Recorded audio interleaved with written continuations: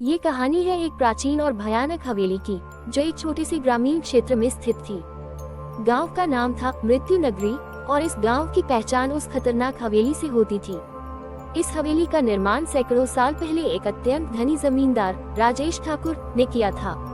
राजेश ठाकुर अपने समय का एक निर्मम व्यक्ति था। हवेली के निर्माण के दौरान कई निर्दोष मजदूरों की जान जाने की घटनाएं सामने आईं। कहा जाता है कि ठाकुर ने हवेली में दबी खजाने की खोज में कई बलिदान दिए थे। इन घटनाओं के बाद हवेली में अजीब और डरावनी घटनाएं घटित होने लगी और धीरे धीरे वह दोबारा कभी न खुलने वाली जगह बन गई। सालों बाद एक युवा शोधकर्ता वीरेंद्र ने ये तय किया कि वह इस हवेली के रहस्यों का पता लगाएगा। वीरेंद्र का मानना था कि इन घटनाओं के पीछे कुछ न कुछ सच्चाई जरूर है। उसके साथ उसकी 4 दोस्त आर्यन, सीमा, रोहित और नेहा भी जाने के लिए तैयार हो गए। एक दिन सभी मित्र पूरी तैयारी के साथ हवेली की ओर निकल पड़े। हवेली पहुंचते ही उनकी आंखों के सामने एक विचित्र दृश्य था। टूटे फूटे दरवाजे, खिड़कियों पर जाले, बड़ी बड़ी दीवारें और चारों तरफ सन्नाटा। हवेली के दरवाजे पर पहुंचकर वीरेंद्र ने अपनी मशाल जलाई और सब अंदर की ओर बढ़ गए। जैसे ही उन्होंने हवेली में कदम रखा, चारों ओर सन्नाटा बढ़ गया और हल्की हल्की ठंडी हवा चलने लगी। उन्होंने हवेली के विभिन्न हिस्सों की जांच शुरू कर दी। हर कक्ष में अजीब और डरावनी चीजें थी। टूटे हुए फर्नीचर, जमीन पर खून के धब्बे और दीवारों पर अजीब से निशान। जांच करते करते वे हवेली के एक बड़े हॉल में पहुंच गए, जहां एक राजसी सिंहासन पड़ा था। सिंहासन देखकर उन्हें महसूस हुआ कि यहाँ कुछ रहस्यमय है। जैसे ही उन्होंने सिंहासन को छुआ, पूरा कक्ष अंधेरे में डूब गया और हवा में ठंडक बढ़ गई। अगले ही पल एक भूतिया आकृति उनके सामने प्रकट हुई। वह आकृति राजेश ठाकुर की आत्मा थी। आत्मा ने क्रोधित आवाज में कहा, इस हवेली में तुम्हारा स्वागत है, लेकिन जो भी मेरे रहस्यों को जानने का प्रयास करेगा, उसे मुझसे सामना करना होगा। वीरेंद्र और उसके दोस्त डर गए, लेकिन उन्होंने साहस दिखाया। वीरेंद्र ने आत्मा से पूछा, हम यहाँ सच जानने आए हैं।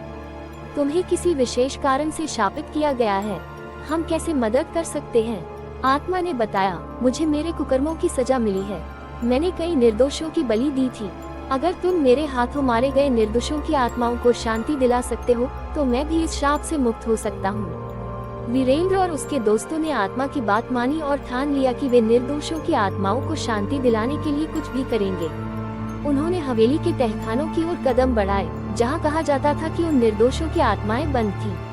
तहखाने में प्रवेश करते ही एक भारी दरवाजा उनके सामने आया, जिसे खोलने के लिए उन्हें ऊपरी मंजिल से चाबी लानी पड़ी। ऊपरी मंजिल पर पहुंचते ही उन्होंने एक पुराने संदूक में वह चाबी पाई। चाबी लेकर वे तहखाने में वापस आए और दरवाजा खोला। जैसे ही दरवाजा खुला, उनके सामने भयानक दृश्य प्रकट हुआ।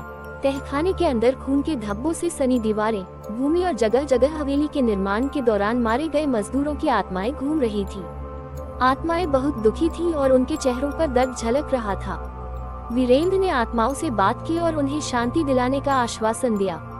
वीरेंद्र और उसके दोस्तों ने आसपास के मंदिर से पवित्र जल और मंत्र लेकर आत्माओं की शांति के लिए पूजा की। पूजा के बाद आत्माओं के चेहरे पर शांति झलकने लगी और वे धीरे धीरे अदृश्य हो गयीं। आत्माओं की शांति प्राप्त करने के बाद राजेश ठाकुर की आत्मा फिर से प्रकट हुई और कहा, तुम्हारे इस नेक काम से मुझे भी शांति मिली है। मेरी आत्मा अब मुक्त हो रही है। राजेश ठाकुर की आत्मा ने वीरेंद्र और उसके दोस्तों को धन्यवाद कहा और हमेशा के लिए अदृश्य हो गई। हवेली से भूतिया गतिविधियां समाप्त हो गईं और गांव में फिर से शांति का माहौल लौट आया। वीरेंद्र और उसके दोस्तों की साहसिकता और निष्ठा ने हवेली के रहस्य को उजागर किया और वहां की आत्माओं को शांति दिलाई। इस घटना